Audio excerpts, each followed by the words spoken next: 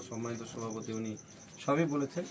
আমি শুধু একটা কথা যোগ করতে চাই যে রাশেদ আমাদের অত্যন্ত প্রিয় একজন সহযোদ্ধা ছিল এবং জেলা ছাত্রদল তার কাছে ঋণী। কারা নির্যাতিত এবং জেলা ছাত্রদল তার কাছে ঋণী। তার অনেক অবদান আছে, তার মাঠে এবং রাজপথে তার অনেক অবদান আছে। তো আপনাদের পাশাপাশি আমরাও রাশেদের জন্য দোয়া করব। আর আমাদের পক্ষ থেকে দেশ তারেক রহমানের পক্ষ থেকে একটা ছোট উপহার আমরা আপনাদের হাতে তুলে দিচ্ছি। সবই দিনাজপুরের বাইরে হচ্ছে, তো দিনাজপুরের মধ্যে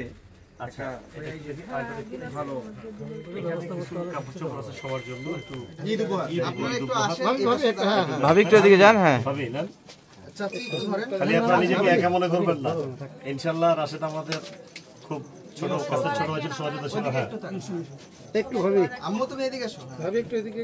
না না না থাক, ঠিক আছে ঠিক আছে, না ঠিক আছে ঠিক আছে, না না ঠিক আছে। তারেক রহমানের উপহার, এটা তারেক রহমানের পক্ষ থেকে এবং দিনাজপুর জেলা ছাত্রদলের সৌজন্যে রুবেল ভাইয়ের পক্ষ থেকে রুবেলের হাত দিয়ে বিতরণ।